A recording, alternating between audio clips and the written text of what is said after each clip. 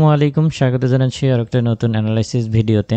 তো ভিডিওর শুরুতেই আমরা যেমনটা দেখতে পাচ্ছি যে আজকের এশিয়া সেশনে গোল্ড কিছুটা বুলিশ হয়েছিল। আর শুরুর দিকে আসলে কিছুটা ডাউন হয়েছিল, এরপরে কিছুটা বুলিশ হয়ে আবারও এই জায়গাটি থেকে সাপোর্ট পেয়ে নিচের দিকে চলে আসছে। তো এই অবস্থায় আমরা দেখার চেষ্টা করব আজকের দিনে আমাদের ট্রেডিং প্ল্যানটা কী হতে পারে, কোন কোন জায়গায় আমরা বাই এবং সেল করার সিদ্ধান্ত নিতে পারি।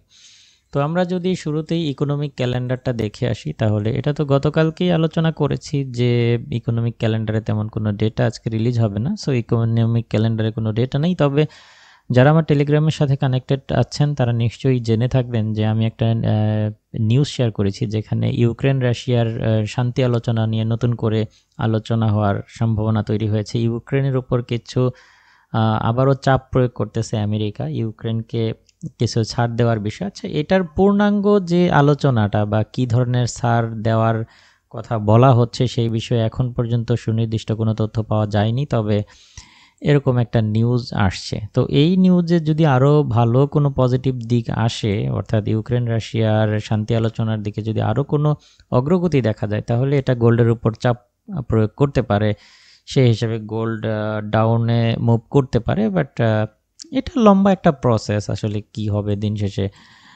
এটা এখনও আমরা জানি না। আমরা অবশ্যই মিডিয়াতে চোখ রাখবো, দেখা যাক কি রেজাল্ট আসে বা আমরা এই বিষয়ে আরও কোনো তথ্য পাই কিনা। তথ্য পেলে অবশ্যই আমার টেলিগ্রাম এবং হোয়াটসঅ্যাপ চ্যানেলে আমি শেয়ার করব।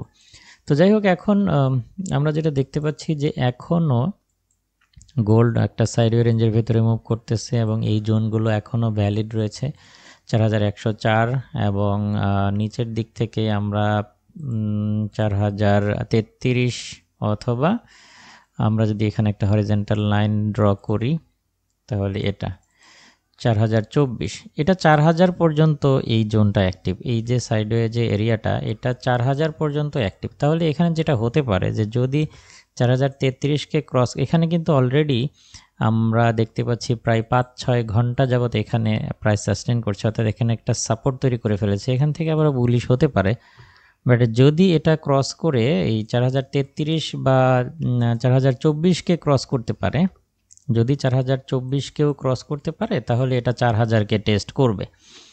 আচ্ছা, তাহলে যেটা করতে পারেন আপনারা, এখানে যেহেতু প্রাইস সাস্টেন করছে, এখানে যদি আরও কিছু সময় সাস্টেন করে তাহলে প্রাইস আবারও কিছুটা বুলিশ হবে। সেই ক্ষেত্রে 4033-এর উপর থেকে বাইরে যেতে পারেন। স্টপ লসটা 4024-এর নিচে থাকবে। কেমন?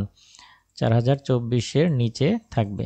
আবার যদি কোনো কারণে 4024কে ক্রস করে 4000কে টেস্ট করে, এখানেও যদি সাপোর্ট তৈরি করে তাহলে আবারও বুলিশ হবে। সেই ক্ষেত্রে 4000 থেকেও বাই থাকতে পারেন 4000-এর নিচে স্টপ লস রেখে। এটা হচ্ছে বাই জোন, অর্থাৎ এখানে প্রাইজের রিয়াকশন দেখে সিদ্ধান্ত নেবেন 4033 থেকে 4000 এই সমস্ত পয়েন্টে আসলে বাই করা যেতে পারে। আজকের দিনে এই লেভেলটা খুবই গুরুত্বপূর্ণ, 4060 খুব গুরুত্বপূর্ণ। যদি 4060কে ক্রস করতে পারে তাহলে এটা রিটেস্টের সাথে এটা 4100 পর্যন্ত উঠে যাবে। আর যদি 4060কে ক্রস করতে ব্যর্থ হয় তাহলে আবারও 4060 থেকে এটা ডাউনে আসতে পারে। সো 4060-এ যখন যাবে আপনারা খুব কেয়ারফুলি এখানে সিদ্ধান্ত নেবেন বা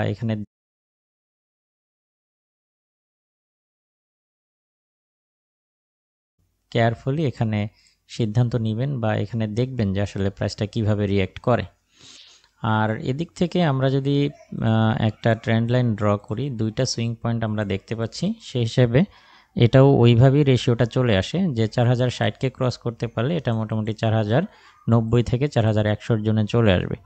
সো আজকের দিনের বেস্ট সেলিং জোন মানে এখান থেকে 4090 থেকে 4100 এর ভেতরে পেলে আপনারা সেল নিতে পারেন এবং এটা বেশ ভালো একটা প্রফিট আপনাদেরকে দিবে। এবং এটা এরকমও করা যেতে পারে, 4090 থেকে একটা সেল নিলেন, এটা যদি লসে যায় বা ড্রডাউন করে 4104-5 থেকে আরও একটা সেল নেওয়া যেতে পারে। সব কয়টার স্টপ লস আপনারা দিতে পারেন হচ্ছে, সব কয়টার স্টপ লস আসে হচ্ছে 4130-এর উপরে। কেমন? এখানে দিলে হচ্ছে নিরাপদ থাকবেন আশা করছি। তো এই হচ্ছে মোটামুটি আজকের দিনের ট্রেড সেটআপ।